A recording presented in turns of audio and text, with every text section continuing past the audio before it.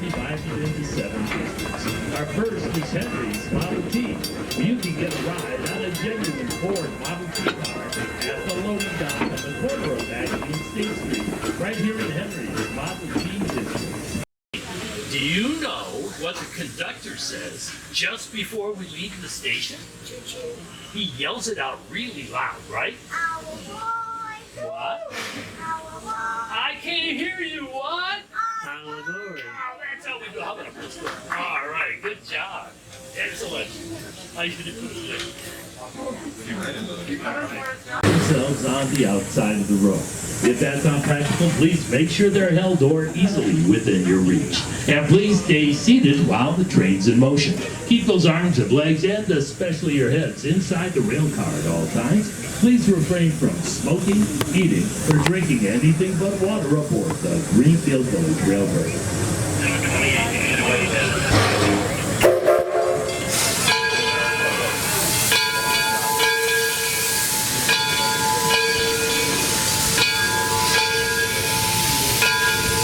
We got one of those colorful maps from our ticket office. You'll find quite a we'll be moving them.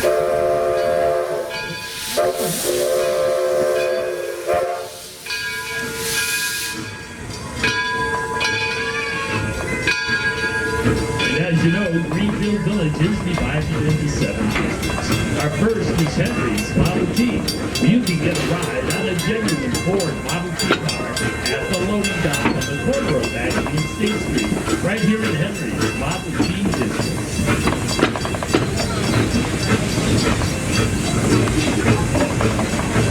And that brings us to the birthplace of Henry Ford. On your left, it's the Ford Barn, built here in Dearborn, Michigan in 1861. Henry was born in that white farmhouse in 1863 and lived there with his parents and sisters.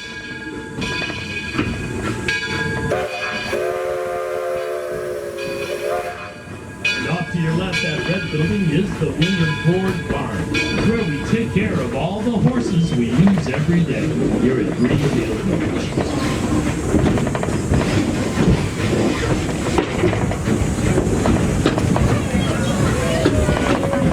And coming up next, it's our Main Street district. Here you'll find the Wright Brothers home and the Wright Cycle Shop, the birthplace of aviation. Across the street, it's the Cohen Millinery Shop for a fashionable new hat lady. And take a spin on our 1913 Herschel's built-in carousel. Don't forget the snack cab in the middle of Main Street. It's the center of the known universe. That's right, I talked about the record stand. Like the best ice cream ever. Open this morning at the...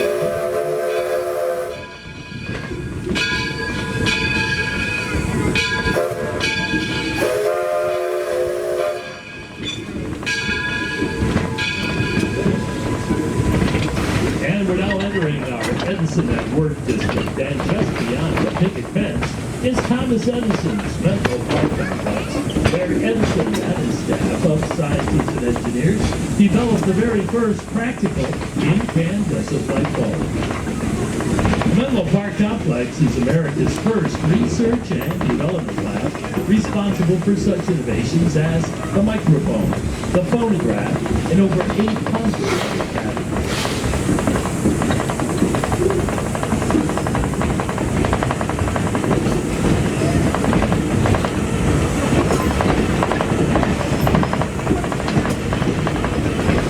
Also over on your left, that mustard yellow building is the Sarah Jordan boarding house where Edison's staff used to live.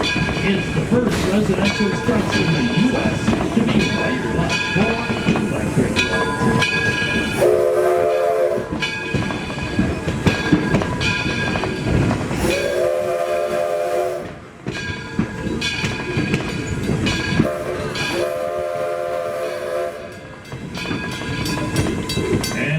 Approaching the gateway to our Porches and Parlors district at the Ackley Covered Bridge from 1832 in western Pennsylvania.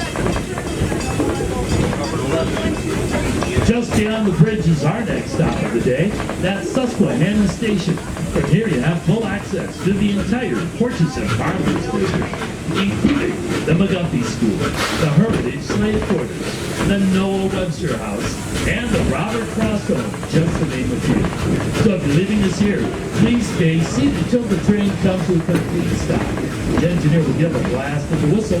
That means the air brake is set. And then I'll give you the go-ahead to exit on the left side. Don't forget that wristband or ticket gets you on and off the train all day long here at the Again, folks, please stay seated till you hear that whistle blow.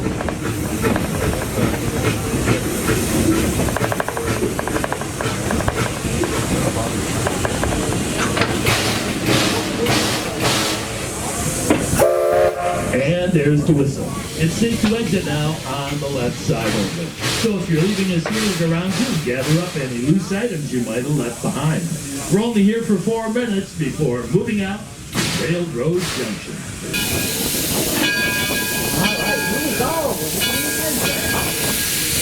Always goodbye to Gordon. He's our station master at Susquehanna today. Doing a fine job in the hot heat today.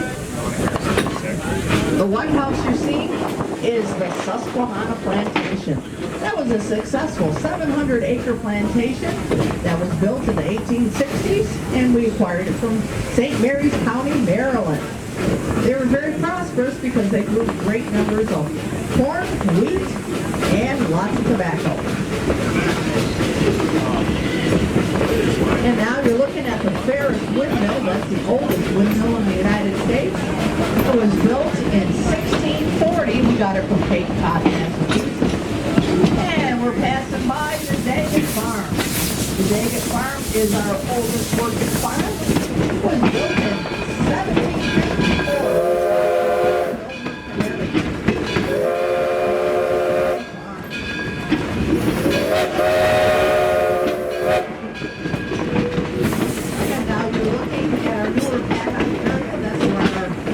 Hard-working forces, if you help them have a little rest and relaxation when they're not working.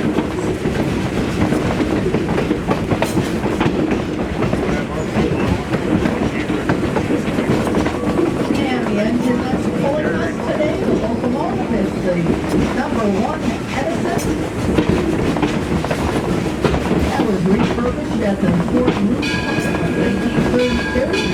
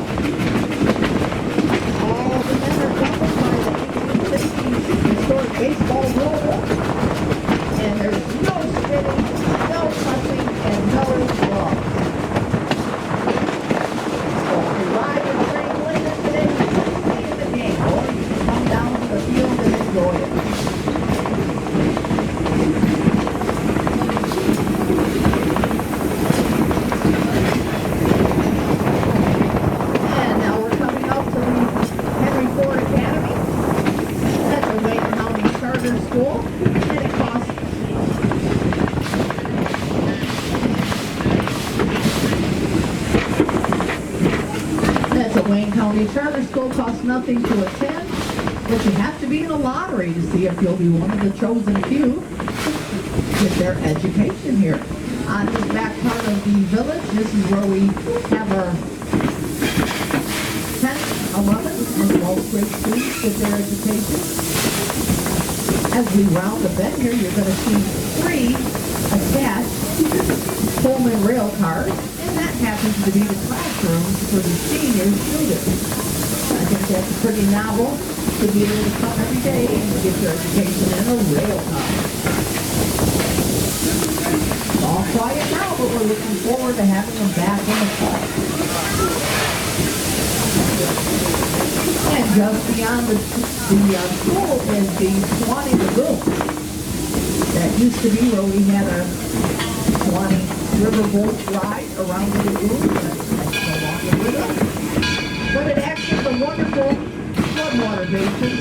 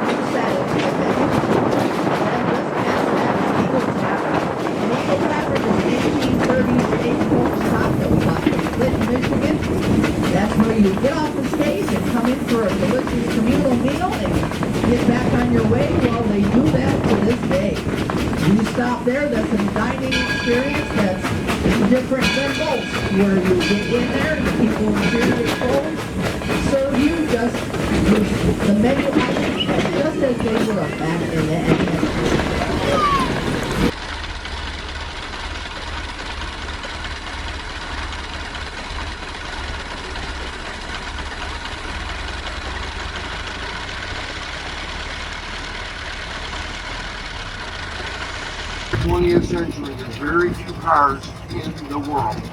The majority of the cars, any decent automobile, is so expensive, it's more of a wealthy person's leisure activity. Any affordable vehicle just wasn't reliable, it wasn't durable. We weren't willing to trade our horse for it.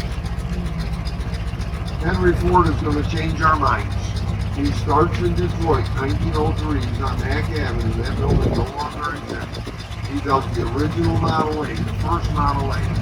He sells over 1,700 Model A's in 1903, 1904. That pays for a second factory, which was on Paquette Avenue. Now that's where the magic happens. That's where they're going to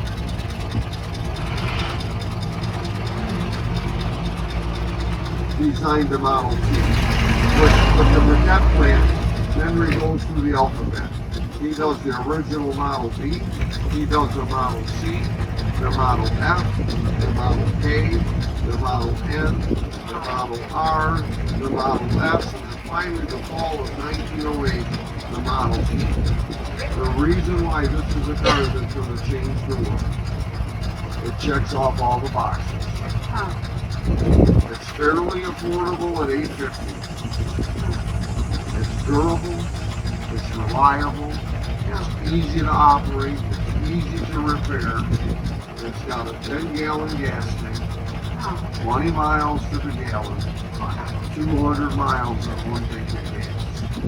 That freedom of mobility has truly never ever existed before. So the first reason this is the vehicle that's going to change the world, This is the first vehicle we were willing to trade our horse for. And this is the vehicle that's going to replace the horse. The second reason comes out of necessity. So many people wanted to buy the Model T, Henry Ford took make enough. So he goes to Highland Park, Michigan, buys 60 acres of property. He builds the biggest and best factory in the world. Fall of 1913 for the 1914 model year, Henry Ford becomes the first auto manufacturer to ever completely produce an automobile via moving assembly line. On average, it used to take 14 hours to build one model. With the continually moving assembly line every 93 days. Instead of several thousand per year, it's now several 100,000 per year. Henry Ford can make 4 Model Ts in a single year than all the other car companies combined. The price of the Model T is going to drop from $850 to $500. So now it's a lot more affordable. Every year after that, Henry Ford is going to try to increase the production time. At the same time, he wants to reduce the cost.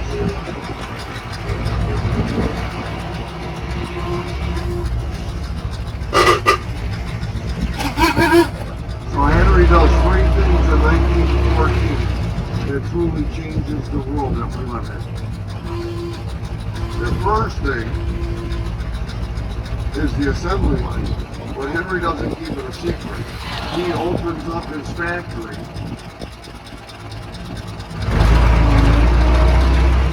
to engineers, newspaper writers, manufacturers from all over the world. So mass production, as we know it, is truly born. The second thing he does in 1914 is he starts paying his workers $5 a day. That fee is unheard of. That wage is unheard of. That retains workers, that attracts workers from all over the world. And the third thing the man does in 1914, as it truly does revolve around the assembly line, is he starts requiring his workers to work 8 hours a day, 5 days a week, 40 hours.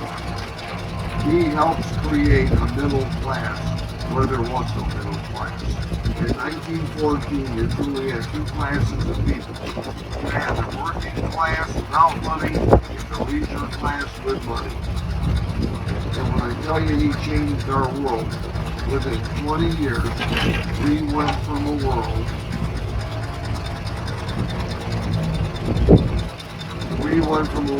that wanted nothing to do with this to a world that couldn't live without it.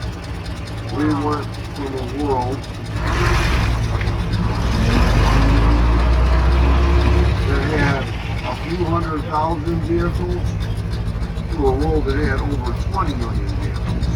Over 15 million of those vehicles were the Model T. Over half the cars in the world were the Model T. That is why the Model T is known as the car that changed the world. In 1908, there's very little infrastructure in place to support the Model T.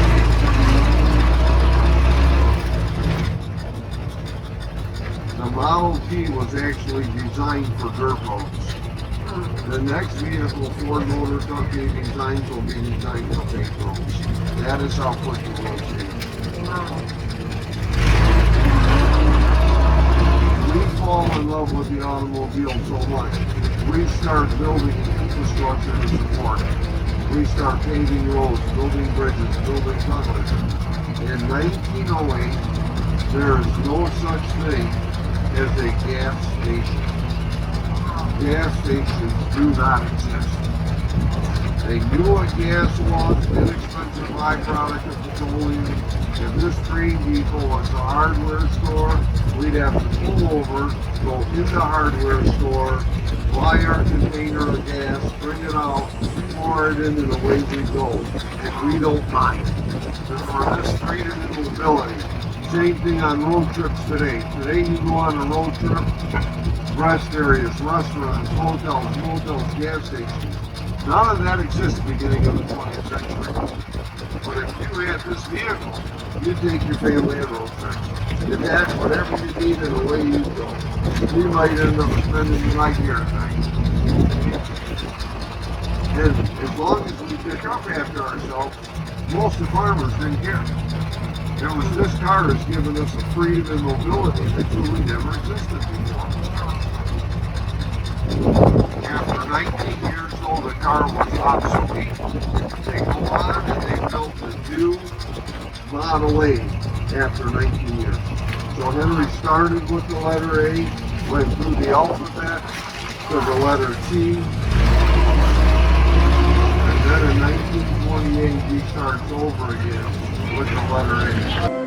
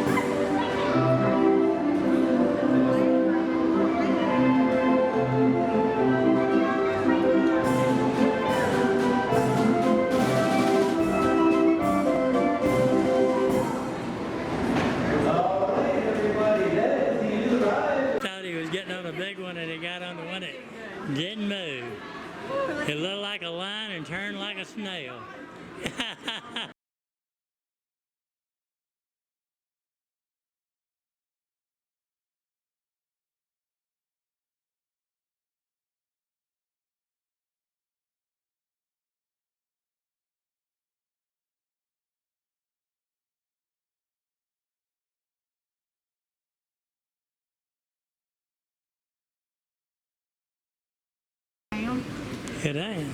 No. You think it'll be too fast for her? Well, we'll go get in that car. You've done this before.